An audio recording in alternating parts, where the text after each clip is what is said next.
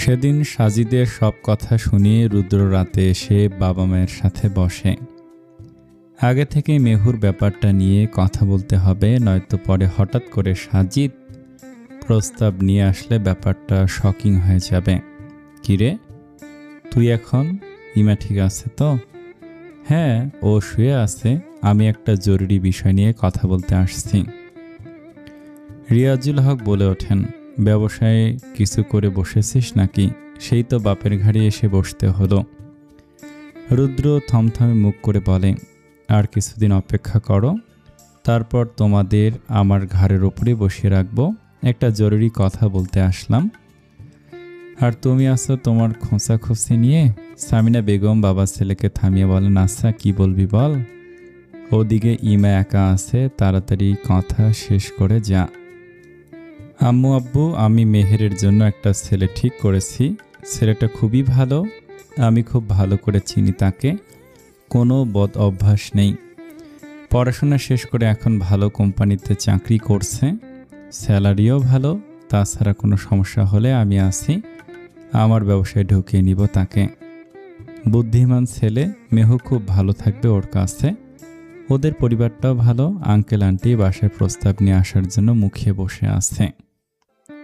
শুধুমাত্র ইমার জন্য আসছে না, আল্লাহর রহমতে সব ভালোই ভালোই হয়ে গেলে তারপরেই তারা আসতে চায়।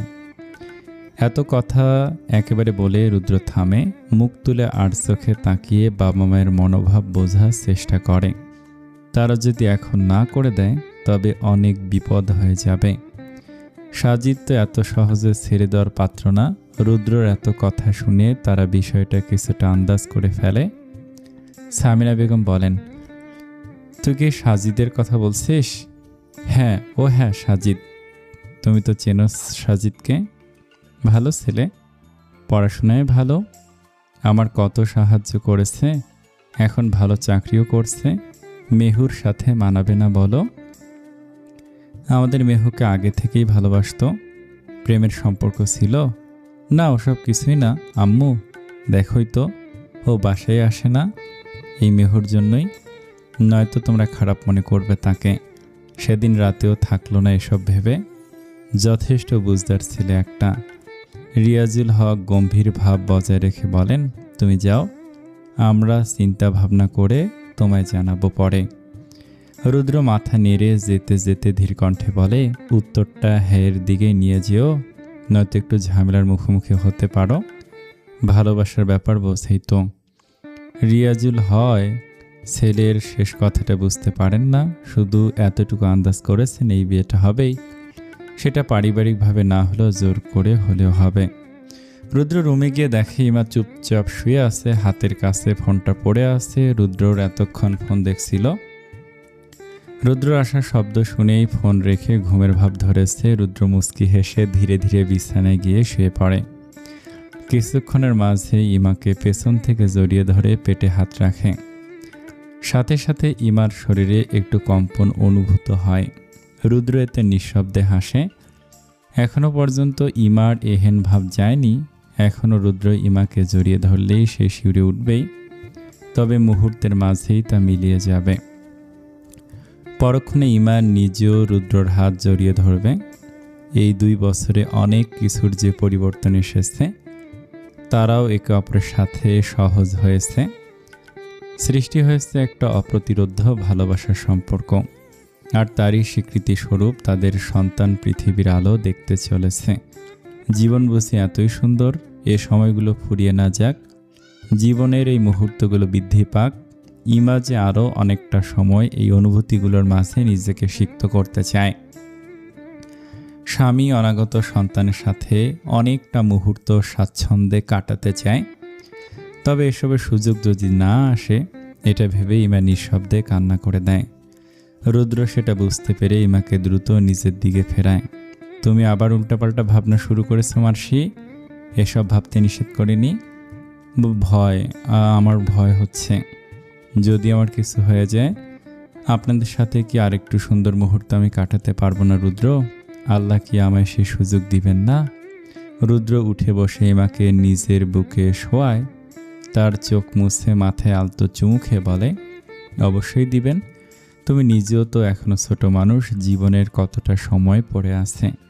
আমরা একসাথে অনেকটা সময় সুখে শান্তিতে কাটিয়ে দিব। এসব ভাববেন না। আল্লাহ ভালো মানুষের সাথে সর্বদা ভালোই করেন। তোমার সাথেও ভালো কিছুই হবে। আল্লাহর ওপর ভরসা রাখো। ইমা ফোপাতে ফোপাতে রুদ্রকে শক্ত করে ধরে রেখে শুয়ে থাকে। আজকাল প্রায়শই ইমা এমন করে। প্রচুর ভয় ভীতি ঢুকেছে মনে। বয়স কম তো তাই অনুভূতি অনেক বেশি। আর রুদ্র সর্বদা চেষ্টা করে ইমাকে হাসি খুশি রাখার, কারণ মায়ের ওপরে নির্ভর করে বাচ্চার ভালো থাকা। রুদ্র সিদ্ধান্ত নিয়েছে বেবি আসার আগের শেষ মুহূর্তটুকু ইমার সাথে থাকার। তাই এখনই কাজগুলো যথাসাধ্য সামলে নেওয়ার চেষ্টা করছে, যাতে পরবর্তী সময়ে বাকিটুকু হিমেল নিজেই সামলে নিতে পারে। রুদ্রর সেই সময়টুকু একান্তই ইমা আর তার সন্তানদের জন্য বরাদ্দ থাকবে। ইমাকে পুরোপুরি মেন্টাল সাপোর্ট দেওয়ার জন্য রুদ্রর এই সিদ্ধান্ত নেয়া। আশা রাখা যায় আল্লাহ তাদের সহায় হবে, ভালো মতোই তাদের সন্তান দুনিয়ায় পদার্পণ করবে। পাশাপাশি ইমাও সুস্থ থাকবে, সেই দোয়াই করে রুদ্র, কারণ ইমাকে ছাড়া তার জীবনের কোনো মূল্যই থাকবে না। এতদিনে সে নিজেও ইমার উপর নির্ভরশীল হয়ে গিয়েছে। দুজনের ভালোবাসায় এক সুন্দর ভবিষ্যতের আশায় নীরবে দিন গুনছে সে। দেখতে দেখতে ইমার ডেলিভারির সময় এসে গিয়েছে। এখনো মেহু ভার্সিটির ক্লাস শুরু হয়নি। সে সারাক্ষণই বাসাতেই থাকে। পাশাপাশি ইমার অনুরোধে রিদিকে রুদ্র বাসায় নিয়ে এসেছে। যদিও অনুরোধ করায় রুদ্রর কাছে বকাও খেয়েছে। অনুরোধ করবে কেন? ইচ্ছে প্রকাশ করতে পারে যে এই সময়টায় যাতে রিদিকে নিয়ে আসে। বাচ্চা মেয়েটা আসতে চেয়েছে, সেটা সরাসরি বললেই তো হয়। তবে রিদিকে আনার পর রুদ্রর প্রথম একটু অসুবিধা হয়েছিল। বেচারা নিজেই নিজের বউয়ের কাছে বেশি থাকতে পারেনি। দেখা গেছে দিনের অধিকাংশ সময় রিদি ইমার কাছেই পড়ে আছে। হয়তো গল্প করছে, নয়তো পাশে বসে ফোন দেখছে। রিদি ছোট হলে অতটাও ছোট নয়, তাই তার আশেপাশে রুদ্র নিজেও সংকোচ বোধ করত। তবে সরাসরি কিছুই বলেনি, আর মেয়েটাও এসব বুঝতে পারেনি। এভাবে দুদিন কাটার পর থেকে চেঞ্জ হয়েছে। এখন বেশিরভাগ মেহুর সাথেই থাকে।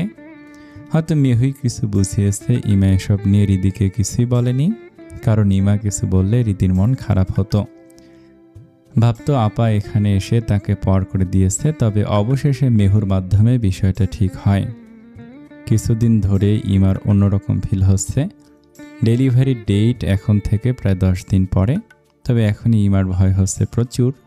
তলপেটে কেমন একটা লাগে, মনে হয় বেবির বোধ হয় আর তর সইছে না, সময়ের আগেই চলে আসার প্ল্যান করছে। ইমার কেমন হাঁসফাঁস লাগছে।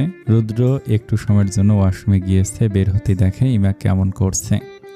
রুদ্র দৌড়ে এসে ইমাকে ধরে বলে, কি হয়েছে, খারাপ লাগছে, ব্যথা শুরু হয়েছে? ইমা কোনো উত্তর না দেওয়াতে রুদ্র চিল্লিয়ে মাকে ডাকতে যায়।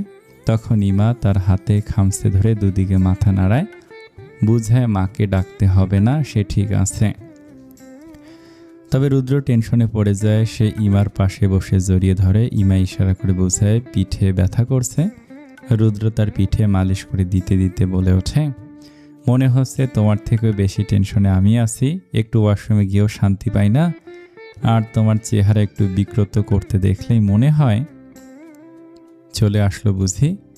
ভয়ে দেখো আমারই হাত পা কাঁপছে। রুদ্রর কথা শুনে ইমা হেসে ফেলে। মৃদু স্বরে বলে, আমার পেন উঠলে বোধহয় আপনি কান্না শুরু করে দিবেন। ভুল বলনি, কাঁদতেও পারি, ঠিক নেই আমার। ইমা মাথা তুলে রুদ্রর দিকে তাকিয়ে বলে, আপনি আমার সাথে যাবেন প্লিজ। আমার কিছু হয়ে গেলে যাতে শেষে আপনার মুখটা দেখতে যেতে পারি, তাহলে শান্তিতে যেতে পারবো। রুদ্র ইমার ঠোঁটে আঙুল রেখে বলে, এসব কথা বলতে নেই সোনা, কিছুই হবে না তোমার।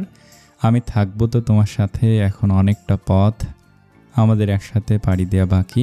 এসব কথা আর বলবে না। ভয় হচ্ছে আমার। আমাকে একটু শক্ত করে জড়িয়ে ধরুন না, ছাড়বেন না একদম। শুধু বুকের মাঝে আগলে রাখুন আমায়।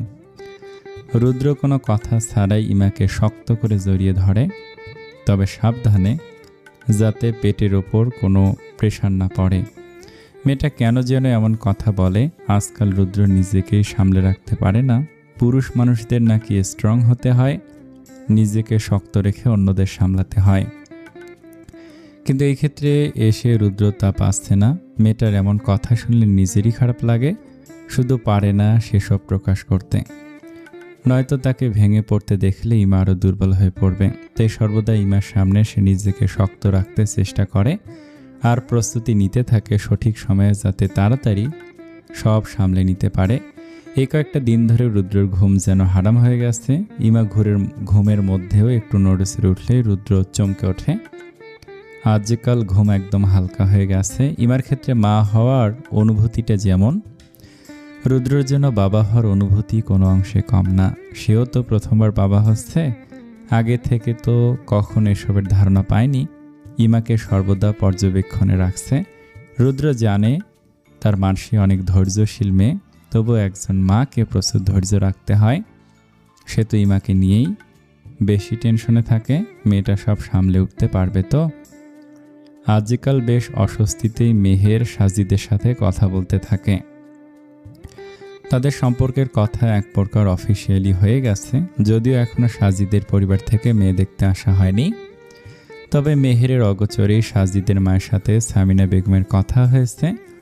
যেহেতু পরিস্থিতি এখন তাদের অনুকূলে নয়, তাই আপাতত ফোনেই যোগাযোগ করে রাখছে।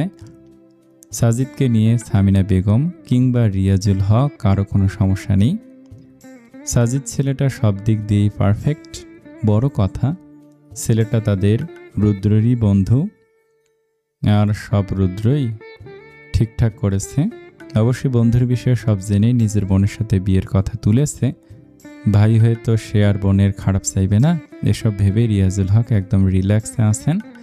নিজের মেয়ের ব্যাপারটাও যেন রুদ্রের ওপর ছেড়ে দিয়েছেন। এসব নিয়ে ওনার কোনো টেনশন নেই।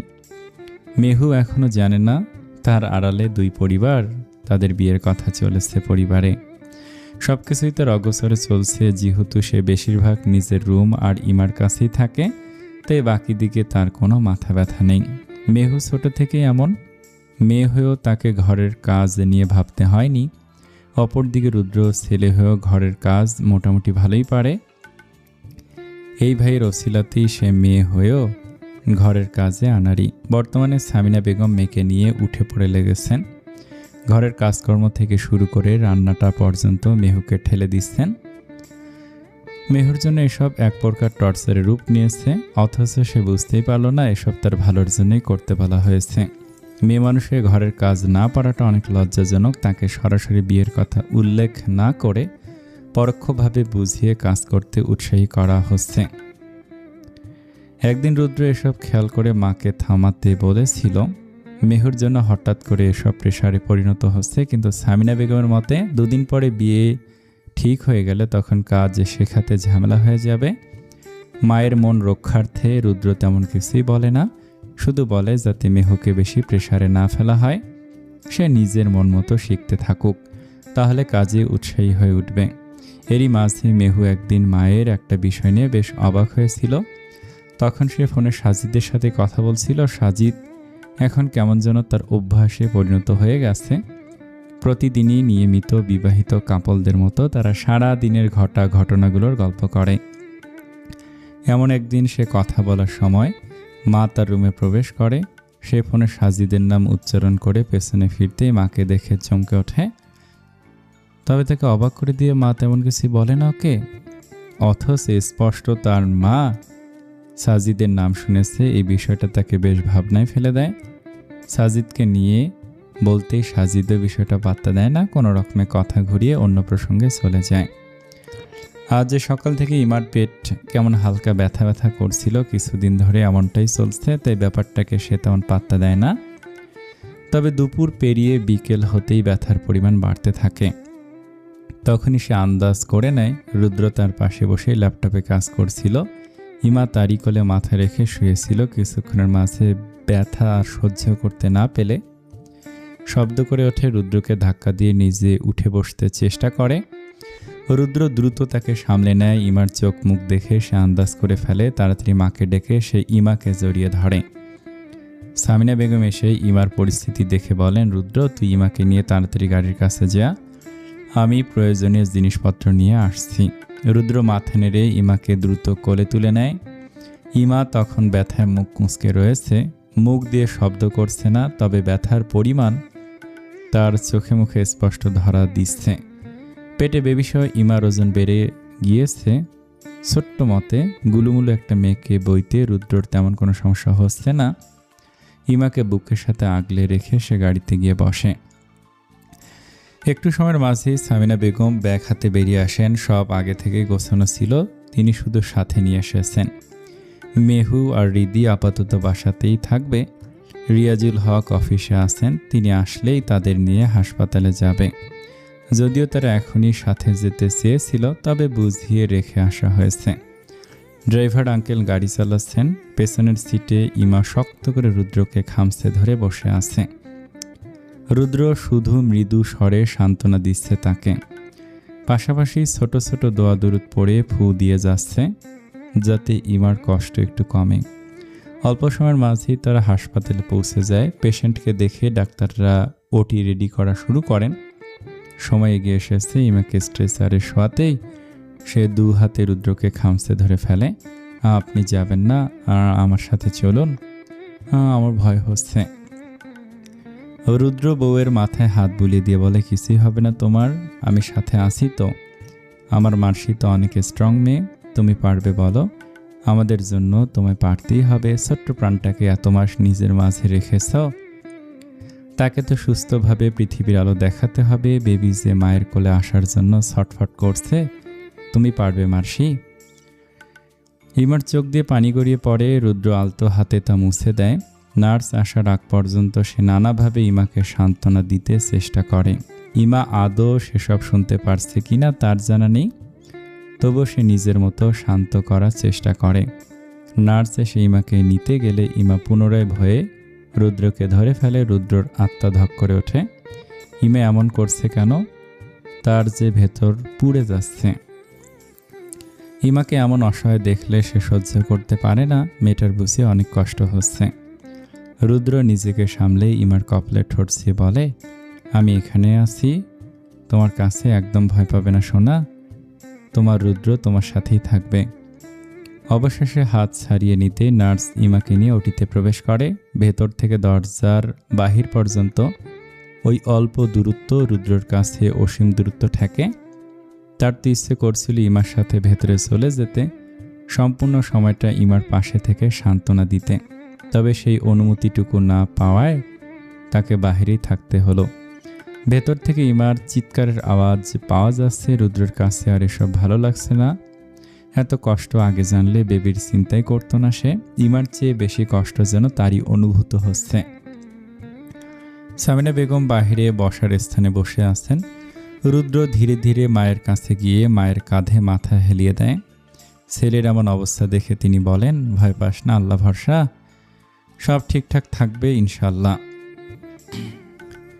রুদ্র মৃদু মাথা নাড়ায়, তবে টেনশন আর কাটে না। এরই মাঝে মেহু আর রিদি রিয়াজুল হকের সাথে চলে আসে। রিদি তো ভেবেছিল সেই বোধহয় বেবি হয়ে গেছে, দেখবে এত দেরি হচ্ছে কেন। রুদ্রর টেনশনে কপালে ঘাম জমে গেছে।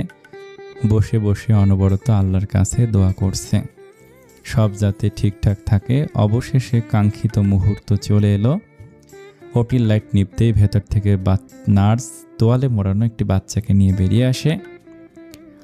সাথে সাথে রুদ্রসহ সবাই এগিয়ে যায়। নার্স হাসি মুখে জানায়, অভিনন্দন, আপনাদের মেয়েবাবু হয়েছে। আমার ওয়াইফ, ও কেমন আছে? আলহামদুলিল্লাহ, মাও সুস্থ আছেন। নর্মালে বেবি হয়, বেশ পরিশ্রম হয়েছে, এখন ঘুমাচ্ছেন উনি। নর্মাল বেডে শিফট করা হলে আপনারা দেখা করতে পারবেন। রুদ্র স্বস্তির নিঃশ্বাস ফেলে। এতক্ষণ ইমার একটু খবর পাওয়ার জন্য মনটা কেমন করছিল, এমন খবর পেয়ে শান্তি অনুভূত হচ্ছে। নার্স বেবিকে রুদ্রর কোলে তুলে দেয়। রুদ্র বেবিকে কোলে নিয়ে ধীরে ধীরে চেয়ারে এসে বসে। তার বড় হাতের মাঝে বেবিটাকে কত ছোট লাগছে। ছোট্ট একটা পরি জন্ম নিয়েছে তার ঘরে। ইমা ফর্সা হলেও রুদ্র কিন্তু তেমন ফর্সা নয়, একটু শ্যামলা ছন্দের। তবে তাদের বেবিটা হয়েছে একদম মায়ের মতো। এর জন্য আর একটা মার্সি জন্ম নিয়েছে রুদ্রর ঘরে। বেবিটা কেমন বড় বড় চোখ করে তাকিয়ে আছে, অল্প অল্প ঠোঁট নাড়াচ্ছে, জিহ্বা বের করছে। কি কিউট লাগছে মেয়েটাকে। রুদ্র মুখ নামিয়ে মেয়ের কপালে চুমু খায়। তারপর কানের কাছে মুখ নিয়ে মৃদু স্বরে আজান দেয়। তারপর এক দৃষ্টিতে তার সন্তানের দিকে তাকিয়ে থাকে। খুঁটিয়ে খুঁটিয়ে তার ছোট্ট পুতুলটাকে দেখছে সে। বেবিটার চেহারায় মায়ের মতোই মায়ায় ভরা। রুদ্র তো প্রথমবার ইমার মায়াতেই আটকে গিয়েছিল, দ্বিতীয়বারের মতো নিজের মেয়ের মায়ায় আটকালো। রুদ্রর জীবনের চতুর্থ ভালোবাসা তার মেয়ে। বাবা মেয়ের যেন অন্য কোনো দিকে ধ্যান নেই। রুদ্র যে সেই কখন বেবিকে কোলে নিয়েছে, তারপর আর কোনো দিকে তাকায়নি। অথচ তার পাশে মা বাবা বোন রিদি সবে অপেক্ষা করছে বেবিকে নেওয়ার জন্য। মেহু এর মাঝে ভাইকে ডাকতে গেলে সামিনা বেগম আটকে দিয়েছিল, থাক না কিছুক্ষণ, বেবিও তো বাবার কোলে আরামেই আছে, চলুক কিছুক্ষণ বাবা মেয়ের চোখে চোখে কথা বলা। রিয়াজুল হক অবাক দৃষ্টিতে নিজের ছেলের দিকে তাকিয়ে আছেন। ছেলেটা তো হুবাহু বাবার মতোই হয়েছে, পার্থক্য শুধু ওনার হয়েছিল ছেলে বাবু আর ওনার ছেলের হলো মেয়ে বাবু। প্রথমবার রুদ্র হওয়ার পর তিনি যেমন ফিল করেছিলেন, তার ছেলেটা বুঝি তেমন ফিল করছে। মেয়ের থেকে তো চোখেই সরাতে পারছে না। কিছুক্ষণ পর রুদ্র হুঁশ ফিরে পাশে তাকিয়ে দেখে সবে অধীর আগ্রহে তাদের দিকে তাকিয়ে আছে। রুদ্রর বেবিকে মায়ের কোলে দিয়ে বলে, আম্মু দেখো কত ছোট্ট আমার মেয়েটা, ছোট্ট একটা পুতুল যেন। ছেলের আমার বাচ্চামো কথা শুনে সামিনা বেগম হেসে ফেলেন। ইমার কথা মাথায় আসতেই রুদ্র তাড়াতাড়ি উঠে ইমার খবর নিতে চলে যায়। অন্যদিকে বাকিরা বেবিকে নিয়ে ব্যস্ত হয়ে পড়েছে। ইমা কেবিনে শিফট করা হলে ইমাকে সবার প্রথম সামিনা বেগম বেবিকে নিয়ে প্রবেশ করেন। বেবিকে খাওয়াতে হবে তো, তারপর একে একে সবাই দেখা করে আসে। রিয়াজুল হক চলে যান হাসপাতাল রিসিপশনে কথা বলতে। সবশেষে রুদ্র ভেতরে ঢোকে। এতক্ষণ সে দরজার কাছে দাঁড়িয়ে অপেক্ষা করছিল। রুদ্রকে দেখতে পেয়ে ইমার মন ভালো হয়ে যায়। সে এতক্ষণ রুদ্রের অপেক্ষা করছিল। রুদ্রকে এখন আসতে দেখে ইমা অভিমান মেশানো কণ্ঠে বলে, এতক্ষণ পরে আসলেন কেন? সবার ভিড়ে সুযোগই পাইনি যে, এখন এসেছি তো। দেরি করে ফেলেছেন, আমার মেয়েটা ঘুমিয়ে গিয়েছে। দেরি তো করেছো তুমি, তোমার আগেই আমরা বাবা মেয়ে কত কথা সেরে ফেলেছি, তুমি জানতেও পারোনি। রুদ্রের কথা শুনে ইমা অল্প হাসে। একটু আগের সংগ্রামের রেশ এখনো তার মাঝে রয়ে গেছে। চোখ মুখ শুকনো হয়ে আছে। রুদ্র মুখ নামে ইমার কপালে চুমু দেয়। মাথায় হাত বুলিয়ে দিতে দিতে পাশে তাকে দেখে বেবি ইমার পাশে ঘুমিয়ে গিয়েছে। মা বেবিকে পাশাপাশি দেখে এক অন্যরকম প্রশান্তি কাজ করছে। তার মার্সি আজ মা হয়েছে, তাদের সন্তান এসেছে। আর রুদ্র পরিপূর্ণ স্ত্রী সন্তান নিয়ে তার এক পরিপূর্ণ সংসার। ইমাও তার সন্তানকে দিয়ে বাসায় চলে আসা হয়েছে। ছোট্ট কিউট বাচ্চাটার পাশে এখন ভিড় লেগে গেছে। রিদি আর মেহু তো এক মুহূর্ত বেবির থেকে দূরে সরতে চাচ্ছে না। রুদ্র বারবার রুমে আসছে, আবার থাকতে না পেরে বেরিয়ে যাচ্ছে। রাত হয়ে গেছে অনেকটা। রুদ্র ইমাকে ইশারা করছে বাকিদের সাথে চলে যাওয়ার জন্য, তবে ইমা কিছুই বলছে না, উল্টো সব বুঝতে পেরে মুচকি মুচকি হাসছে। এতে যেন রুদ্রর গায়ে আরো জ্বালা ধরে যাচ্ছে। মেহুটাকে সে তো বুদ্ধিমান ভেবেছিল, এখন তো দেখছে এই আস্ত বলদিটাও যাচ্ছে না, উল্টো ফোন নিয়ে শুধু ছবিই তুলে যাচ্ছে। রুদ্র একটু গলা খাঁকড়ি দেয়, তা দেখে মেহু বলে, ভাইয়ার কি গলায় ব্যাং বাজলো নাকি? পানি দেব ভাইয়া? হ্যাঁ যা, ফ্রিজের পানি নিয়ে আয়। এখন যেতে পারবো না, নিজে গিয়ে খাও গিয়ে। এই তুই আমার মেয়ের ছবি তুলছিস কেন? সাবধান বলে দিস, একদম ফেসবুকে ছাড়বি না। আমাকে পাগল পাইছো? আমি বেবির পিক কোথাও দিব না। হ্যাঁ, সাজিদের কাছে তো ছবি হাওয়ায় ভেসে চলে গেছে, যেখানে এখনো আমি গ্রুপে ছবি দিইনি। মেহু ধরা খেয়ে আমতা আমতা করে বলে, তো তুমি এখনো তোমার বন্ধুদের দেখাও নেই? জি না ম্যাডাম, আমার তো আপনার মতো এত সময় নেই যে এমন ছবি তুলে সবাই সাপ্লাই করে ঘুরবো।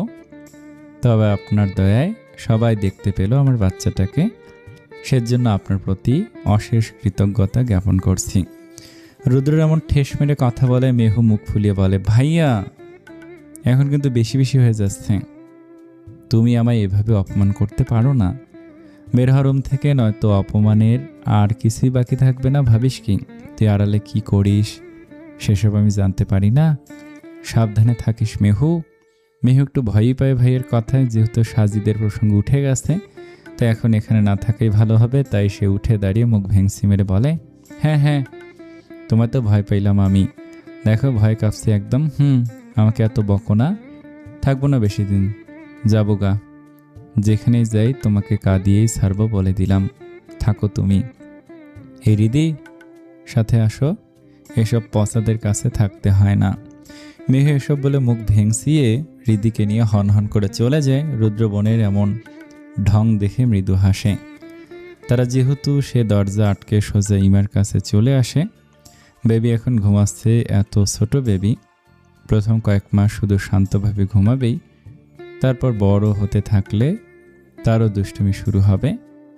হয়তো প্রচুর দুষ্টুমি করবে, নয়তো কান্নাকাটি করে বাবা মাকে ঘুমাতে দিবে না, কিছু তো একটা করবে। আর রুদ্র সেই নতুনত্বের অপেক্ষাতেই রয়েছে। কবে বেবি একটু বড় হবে, আদো আদো গলায় তাকে বাবা বলে ডাকবে, সেটারই অপেক্ষায় আছে সে। কিন্তু এখন রুদ্র এসে বাবুর কাছে না গিয়ে সোজা ইমার কাছে এসে তাকে জড়িয়ে ধরে বুকে মাথা রেখে শুয়ে পড়ে।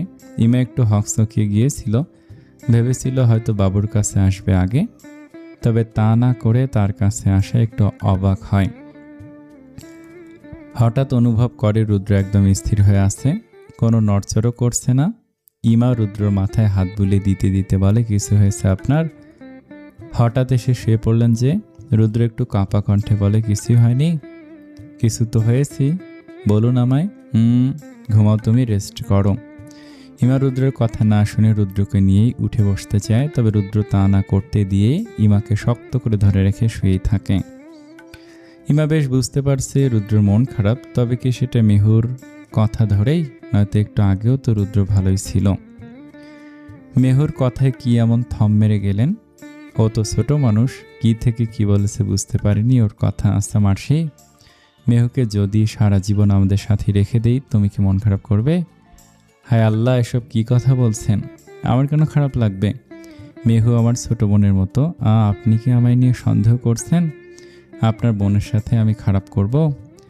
একটা কথা জেনে রাখেন, আপনি এই বাড়িতে আসার পর সর্বপ্রথম মেহুই আমার কাছে ছিল, মেহুই আমাকে ভালোবেসেছিল। এ বাড়িতে আপনার আগেও আমি মেহুকে ভালোবেসেছি। আপনি এসব নিয়ে কিভাবে বলতে পারলেন?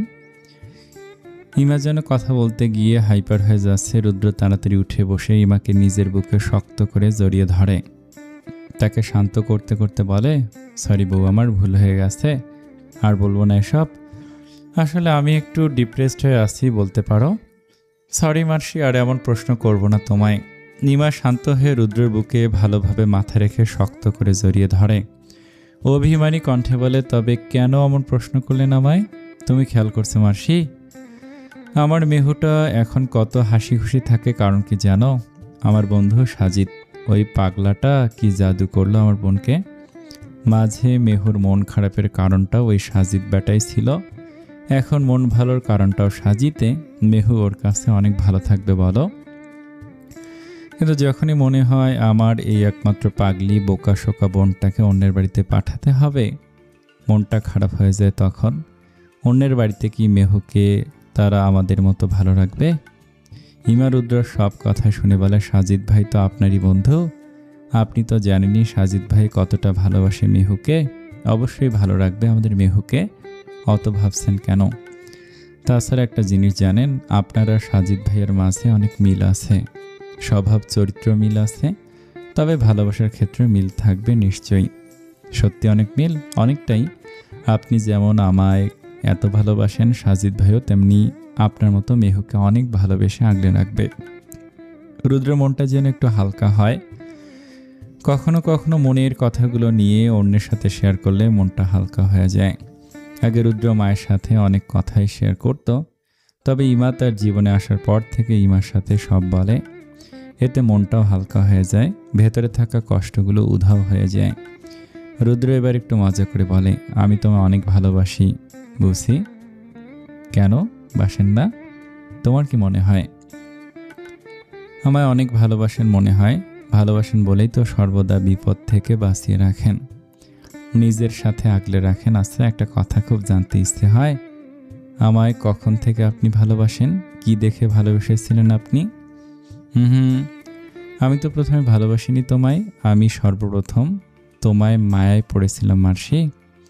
আর সেখান থেকে জন্ম নিয়েছিল প্রবল দায়িত্ববোধ। আর সেই দায়িত্ব পালন করতে গিয়ে কখন যে তোমায় ভালোবেসে ফেললাম বুঝতেই পারিনি। সবটাই আমার মনের ভেতর থেকে এসেছিল, তাই হয়তো স্পেসিফিক কোনো ভালো লাগার কথা বলতে পারছি না। তোমার সব কিছুই আমার ভালো লাগে, কখনো বড়দের সাথে ম্যাচুরিটি, কখনো বা বাচ্চাদের মতো আবদার, একটু দুষ্টুমি, একটু কান্না, সবশেষে সংসারের প্রতি তোমার দায়িত্ব, সব কিছুই আমার ভালো লাগে। এটাকে যদি ভালোবাসা বলো তবে তাই। ইমা এমনভাবে রুদ্রর দিকে তাকিয়ে আছে যেন এখনই কান্না করে দিবে। রুদ্র ইমার এমন চাহনি দেখে হেসে ফেলে, কপালে গভীর চুমু দিয়ে বলে, আমার বাচ্চা বউ। এমন সময় তাদের ছোট্ট বেবিটা নড়ে চড়ে ওঠে। রুদ্র তা দেখে সাথে সাথে ইমাকে ছেড়ে দেয়। ইমাকে নিজের থেকে সরিয়ে দ্রুত বেবির কাছে যায় আর ইমা হতভম্ব হয়ে বসে থাকে। তাকে এভাবে ফেলে দিয়ে বাচ্চার কাছে চলে গেল পচা জামাই তার। অন্যদিকে রুদ্র আলতো হাতে বেবিকে কোলে নিয়ে বসে আছে। বেবির ছোট্ট হাতে নিজের একটা আঙুল প্রবেশ করিয়ে বেবির সাথে কত কথা বলছে, আর বেবিও এখন তার বাবার দিকে তাকিয়ে আছে, অল্প অল্প জিহ্বা নাড়াচ্ছে। এত কিউট লাগছে বেবিকে। রুদ্র আর তর সয় না, সে বেবির গালে টপাটপ ছোট ছোট চুমু খেতে থাকে। ইমা আর চোখে তা দেখে থমথমে কণ্ঠে বলে, বেবিদের এত চুমু দিতে হয় না, এটা কিন্তু ঠিক না ওদের জন্য। এতক্ষণে ইমার কণ্ঠ শুনে রুদ্রের হুঁশ হয়। সে যে ইমাকে ফেলে বেবির কাছে এসেছে, তাকিয়ে দেখে ইমা অভিমানী মুখ করে বসে আছে। তাই রুদ্র মুচকি হেসে বলে, বেবির আম্মুকে চুমু দিলে তো সমস্যা হবে না, আসো তোমাকে দেই তবে। অসভ্য। রুদ্র হাসতে থাকে। ইমা পুনরায় বলে, বাবুকে দেন, ওকে খাওয়াতে হবে। রুদ্র মাথা নেড়ে ধীরে ধীরে বাবুকে ইমার কোলে তুলে দেয়। ইমা সাবধানে বাবুকে কোলে নেয়। তার নিজেরও ভয় লাগে এত ছোট্ট বাবুকে কোলে নিতে, তবে সামিনা বেগম তাকে সব শিখিয়ে দিয়েছেন, তাই ইমার খাওয়াতে তেমন সমস্যা হয় না, শুধু একটু ভয় লাগে যা। ছোট্ট বাবুটাকে বুকের সাথে মেশাতেই বাবু শান্ত হয়ে যায়। হয়তো বুঝে গেছে তার খাবারের সময় হয়ে গেছে। চোখ দুটো আধো বন্ধ, ঠোঁট নাড়াচ্ছে। ইমা নিজেও বাবুর দিকে মুগ্ধ দৃষ্টিতে তাকিয়ে আছে। আর রুদ্র তো শুরু থেকে তার বউ বাচ্চার দিকে তাকিয়ে আছে। বাবুকে শান্ত হয়ে খেতে দেখে তার ভেতরে এক প্রশান্তি বয়ে যাচ্ছে। বাবুর খাওয়া শেষ হতেই বাবু পুনরায় ঘুমিয়ে যায়। রুদ্র বাবুকে ইমার কোল থেকে নিয়ে সাবধানে শুয়ে দেয়। তারপর ইমার কাছে গিয়ে তাকে জড়িয়ে ধরে শুয়ে পড়ে। কোনো কথা বলে না, কারণ এখন ইমার ঘুমের খুব প্রয়োজন। আর ইমাও কিছু বলে না, চুপচাপ রুদ্রকে ধরে বিছানায় ঘুমিয়ে যায়। বিছানার একপাশে বাবুকে শুয়ে তার দুপাশে কোলবালিশ দিয়ে দেওয়া হয়েছে, আর অপর পাশে ইমাকে জড়িয়ে ধরে রুদ্র ঘুমের রাজ্যে পাড়ি দিয়েছে এক শান্ত সুন্দর ভালোবাসাময় পরিবার। রুদ্রের ব্যবসা এখন বেশ ভালোই চলছে। এখন দিন দিন যেন আরও উন্নতি হচ্ছে তার ঘরে যে রহমত বর্ষণ হয়েছে, এক টুকরো জান্নাত পেয়েছে সে।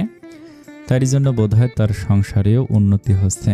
নতুন নতুন কাজ, ক্লায়েন্ট সব মিলিয়ে ভালোই চলছে তার ব্যবসায়িক কাজকর্ম। পাশাপাশি হিমেলের সহযোগিতায় ব্যবসায় অনেক সফলতা লাভ হচ্ছে। এরই মাঝে আরও একটা সুসংবাদ পাওয়া যায়, মোনা প্রেগন্যান্ট, হিমেল বাবা হতে যাচ্ছে। সেই সংবাদে রুদ্র, সাজিদ হিমেলকে নিয়ে অনেক উল্লাস করেছে। ভিডিও কলে সিয়া, লিলিও অনেক আনন্দ করেছে। সিয়ার যার সাথে রিলেশন ছিল সেই ছেলে পরিবারে সিয়ার কথা জানিয়েছে, তারা দেশে আসলে তাদের বিয়ের কথা পাকা করা হবে। তবে লিলি এখনো কাউকে মন দেয়া নেয়া করেনি, সে আগের মতোই রয়ে গেছে। লিলির দিকে তাকালে মাঝে মাঝে রুদ্রর বেশ খারাপ লাগে। মেয়েটাকে সে অন্য নজরে না দেখলো, বন্ধুর নজরে তো দেখতো। খুব করে চাইতো তার বন্ধু মহলে সবাই ভালো থাকুক, কিন্তু একটু ভুলের জন্য সব কেমন এলোমেলো হয়ে গেল। মেয়েটা কেমন সব কিছু থেকে বিচ্ছিন্ন হয়ে পড়ল। এখনও তাদের দুজনের কথা বলতে কেমন সংকোচ ফিল হয়, তবুও দুজনে চেষ্টা করে স্বাভাবিক হওয়ার জন্য। মেহুকে নিয়ে রুদ্র আগে অনেক টেনশনে থাকতো, তবে তার জীবনে যখন সাজিদের প্রবেশ ঘটল তখন থেকে রুদ্র এক প্রকার শান্তি অনুভব করেছে। সাজিদের জায়গায় অন্য কেউ হলে হয়তো এতটা শান্তি পেত না। ছেলেটা সাজিদ বলে হয়তো রুদ্রর শান্তি মিলেছে। তবে তার ঘরেও একটা মেয়ে বাবুর জন্ম হলো। বাবা হিসেবে যে তার অনেক কর্তব্য। মেয়েকে ভালোভাবে বড় করতে হবে, ভালো জায়গায় পাত্রস্থ করতে হবে, এখন থেকে কত অগ্রিম ভাবনা ভেবে ফেলেছে সে।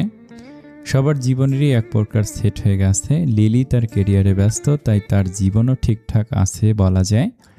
এখন সাজিদই পিছিয়ে আছে, তার মতে বিয়েটা হয়ে গেলে তার জীবনও সামনে আগাবে। এখন যেন জীবনটা এক জায়গাতে আটকে আছে। সে এখন আদা জল খেয়ে রুদ্রর পেছনে পড়েছে। তাদের তো বেবি হলো, সাজিদরা বন্ধুরা মিলে দেখে এসেছে, সবই ঠিকঠাক। এখন কেন তবে মেহুকে দেখতে যাওয়ার কথা বলছে না? সাজিদ তো রুদ্রর অনুমতির অপেক্ষায় আছে। যতই হোক তার বন্ধু হয়, পাশাপাশি ভবিষ্যৎ সম্বন্ধী তার। রুদ্রর কথাকেই বেশি প্রাধান্য দেওয়া উচিত। তবে রুদ্র যেন এখন তাকে নিয়ে খেলছে, দেখতে চাচ্ছে মেহুর জন্য সাজিদ কতটা পাগল হতে পারে। সাজিদও তার সর্বোচ্চ চেষ্টা করেছে রুদ্রের মনমতো হয়ে ওঠার জন্য। সাজিদের এসব কর্মকাণ্ড দেখে রুদ্র প্রচুর হেসেছে। অবশেষে বেচারার মনের ইচ্ছাকে প্রাধান্য দিয়ে রুদ্র রাজি হয়েছে। আগামী দুদিনের মাঝে সাজিদ তার ফ্যামিলি নিয়ে মেহুকে দেখতে আসবে।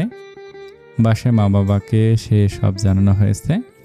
দুই পরিবারের টুকটাক কথা হয়েছে, মেয়েকে দেখতে এসে তারা দিনক্ষণ ঠিক করে যাবে। তারপর একটা ভালো দিন দেখে তাদের বিয়ের ব্যবস্থা করা হবে। সাজিদ এখনও এই সিদ্ধান্ত নিয়েই কিছু বলেনি। তবে তার পরিকল্পনা ছিল অন্যরকম। হয়তো মনে মনে কোনো প্ল্যান সাজিয়ে রেখেছে, যথাসময়ে সেটা হয়তো কাজে লাগিয়েও ফেলবে। কথায় বলে না, শান্তশিষ্ট পরিবেশ ঝড় আসার পূর্ব লক্ষণ। সাজিদের শান্ত থাকা তেমনই এক ঝড়কে নির্দেশ করছে হয়তো। মেহুর ভার্সিটির ক্লাস শুরু হয়ে গেছে কিছুদিন হলো।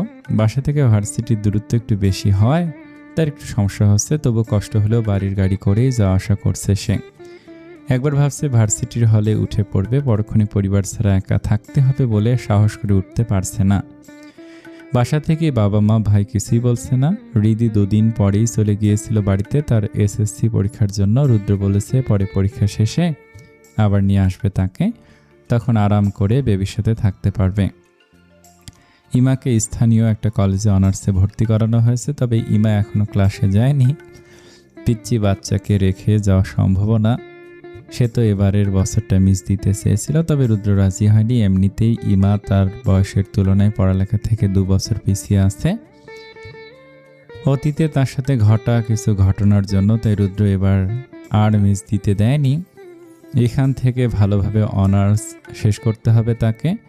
বেবির মাসখানেক পার হয়েছে, এখনও শান্ত থাকে বাচ্চাটা। খাবারের সময় হলে নড়চড় করবে, আবার খাবার শেষে চুপচাপ ঘুমাবে। বেবির এত ঘুম রুদ্রর ভালো লাগছে না। সে বাসায় আসলেই সর্বদা বাচ্চাকে জাগিয়ে রাখতে চায়। এমনি বেবির সাথে কত কথা বলে, তবে বেবি তাকে পাত্তা না দিয়ে নিজের মতো খায় আর ঘুমায়।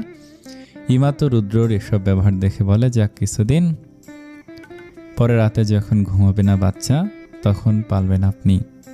সারা রাত নাচিয়ে নাচিয়ে ঘুরবেন আর আমি চুপচাপ ঘুমাবো। রুদ্র তার কথার প্রেক্ষিতে পাল্টা জবাব দেয়, তোমার মতো ভীতু নাকি আমি? আমার বাচ্চাকে আমি পালতে পারবো, দেখে নিও। ইমা শুধু হাসে, সেসব শুনে কিছুই বলে না। বলার কি দরকার? কিছুদিন পর তারপর সে হাড়ে হাড়ে শিক্ষা হয়ে যাবে। বেবির 7 দিনের মাথায় আকিকা দিয়ে নাম রাখা হয়েছে ইনায়া শাহরিয়ার, তাদের ভালোবাসার ইনু। আসসালামু আলাইকুম। এই গল্পের আর 2টো পর্ব আছে। আপনাদের এই পর্বটা কেমন লেগেছে কমেন্টে জানাবেন। বিশ্বাস করুন এই পর্বটা আমার অনেক ভালো লেগেছে। আর যারা নতুন গল্প এখনও দেখেননি তারা দেখে আসুন। আর অবশ্যই এই গল্পটা কেমন লেগেছে কমেন্টে জানাবেন। ঠিক আছে, ভালো থাকবেন। আসসালামু আলাইকুম।